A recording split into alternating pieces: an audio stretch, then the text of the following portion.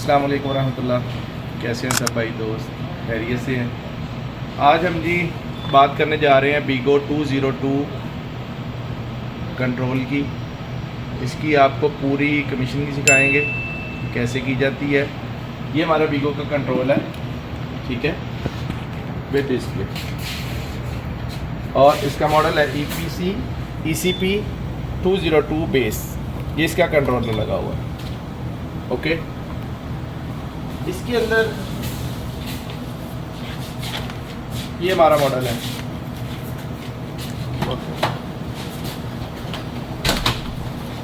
इसके अभी हम आपको 1-to-1 कनेक्शन के बारे में बताएंगे। इसके कनेक्शन कैसे हैं और क्या क्या है और क्या क्या चीज़ कहाँ पे लगी हुई है। इधर थोड़ा करीब करें, इधर से। ये हमारी नंबरिंग शुरू होगी यहाँ से 1 2 3, ये सीक्वेंस इस तरह जाएगा। फिर आगे से 17 से लेके 31, 202, 201, 202 तक सीक्वेंस हमारा जाएगा, ये सीरियल का, ठीक है जी। अच्छा, इसका मेन जो है, ये हमारा मेन सोर्स है इसका, क्योंकि यहाँ पे इलेक्ट्रिसिटी 223 फेज़ है, तो उसके लिए सबसे पहले यहाँ पे इन होगी हमारी मेन इन करने के बाद आगे डिजिटल कंट्रोल पूरा बना हुआ है, इसका ऑटोमेटिकली बना आता है ये।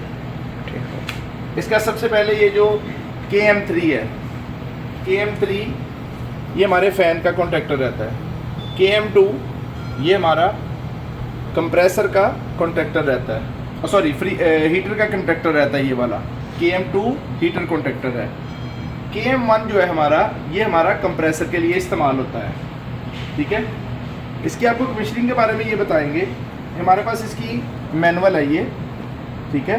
इसकी मैनुअल में सबसे पहले जो 1 और 2 है, ठीक है, क्रैंककेस हीटर है ये, जो कि कंप्रेसर के अंदर एक हीटर लगा आता है, ये उसके लिए 1 और 2 पॉइंट है। यहाँ से 2 वायर्स जो हैं वो क्रैंककेस हीटर की जाएंगी। नंबर 2 पे आ जाएं, आपके पास है फ्रीऑन सोलेनॉइड, जो कि ये हमारी 2 वायर है, ये सोलेनॉइड वायर को लगती हैं, जो हमारा पंप डाउन का काम करता है बार बार।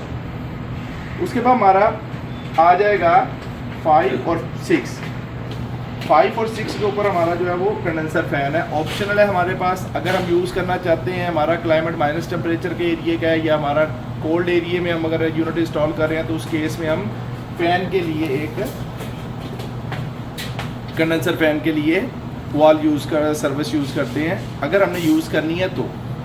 उसके बाद आ जाए हमारे 7 और 8 पे हमारी जो है वो पार्शल स्विच लगा रहता है, ठीक है। पार्शल स्विच इसलिए होता है फ़ैन के कंट्रोल करने के लिए आउटडोर के।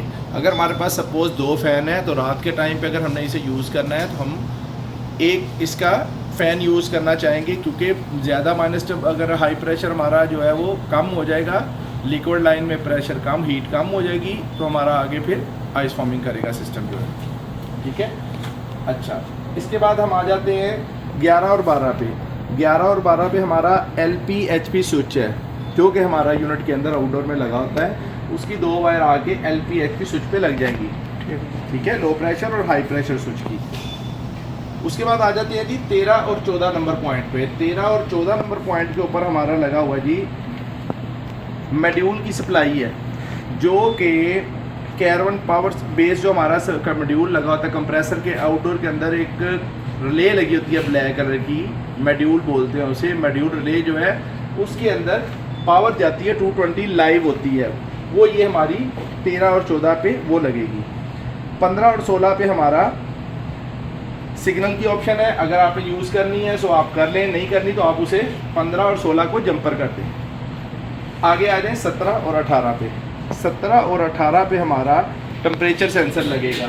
ये हमारा टेम्परेचर सेंसर जो है वो लगेगा 17 और 18 पे। और 19 और 20 पे हमारा कॉइल का सेंसर लगेगा। 2 सेंसर रहते हैं, एक कॉइल सेंसर होता है जो डिफ्रॉस्टिंग के लिए यूज़ किया जाता है, और दूसरा एम्बिएंट रूम का टेम्परेचर के लिए होता है कि आपके रूम का टेम्परेचर कितना चल रहा है। अगर आप डोर स्विच यूज़ कर रहे हैं, अगर आपके डोर के अंदर स्विच लगा हुआ है, तो आप 21, 22 का पॉइंट यूज़ कर सकते हैं, अदरवाइज़ ये नॉर्मली ओपन रहेगा, ठीक है, ये नॉर्मली ओपन रहेगा।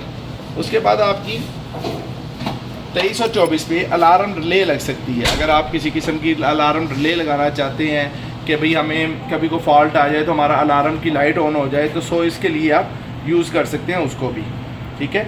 और 25 और 26 ये हमारा रहेगा पॉइंट। 25 और 26 ये हमारा लाइट का पॉइंट है, जो रूम के अंदर लाइट है जो कि हमारी यहाँ से इस बटन से ऑपरेट होती है, इस बटन से। ये देखें ये साइन, ये अभी ब्लिंक ऑन है, ये ऑफ हो गया, ये देखें ये ऑन हो गया। ये हमारा यहीं से ऑपरेट होती है लाइट भी रूम के अंदर जो लगी रहती है। ये उसके पॉइंट है 25 और 26 पे, ठीक है। अच्छा जी, यहाँ पे आकर थोड़ी कॉम्प्लिकेशंस है। ये अब सारा कुछ करने के बाद आपको सिस्टम कहता है कि जी ईपी का एरर दे देता है, वो सो नहीं चलता वो। उस सूरत में आप क्या करेंगे, आपने इसका फंक्शनल सिलेक्टर जो है उसकी 2-3 वायर्स हैं, उसमें से आपने वायर नंबर 27 और वायर नंबर 29 को आपस में, ये दिखाएं यहाँ पे, वायर नंबर 27 और 29 ये वायर को जंपर कर देना है और 8 को ओपन छोड़ देना है, ठीक है जी। उसके बाद आपका आ जाएगा 31 और 31 ये आपका पंप डाउन का LPHP का सोर्स नंबर 2 है, ये वाला, ठीक है। ये आपका 2 है, ठीक है। इसके बाद आपकी 200 और 201 202 ये 3 पॉइंट जो हैं ये आपके फ़ैन के हैं। आपने फ़ैन की जो इंडोर का 3 फेज़ है तो आपने 3 वायर ला के यहाँ पे लगानी है। अगर 3 फेज़ नहीं है, सिंगल फेज़ है, तो कोई भी 2 फेज़ यूज़ करते हुए आप इसे यहाँ पे इस्तेमाल कर सकते हैं। ये आपका फ़ैन लग गया, यहाँ पे आपके इंडोर के फ़ैन ऑन हो जाएंगे। उसके बाद ये वायर जो नीचे से आपने लगाई हैं ये आपने हीटर के लिए यूज़ की हैं, ठीक है। और ये आपने कंप्रेसर से ला के यहाँ पे लगा दी हैं, ठीक है। ये था जी हमारा ECP 202 बेस कंट्रोल जो है बीगो का, उसका इस टाइम हमारा टेम्परेचर देखें -15 चल रहा है। कल हमने इस चीज़ पे आपको सिखाया था कि इसके फ़ैन की सेटिंग को चेंज कैसे करते हैं। सो आज हमने जो बात की है वो हमने इसके पूरी कमीशनिंग आपको सिखाई है, ताकि आप लोगों को ये ऑपरेट करने में, लगाने में और सब चीज़ों को चलाने में आसानी हो। आपके लिए इंफॉर्मेशन वीडियो ये डाली है। अस्सलाम वालेकुम व रहमतुल्लाहि व बरकातहू।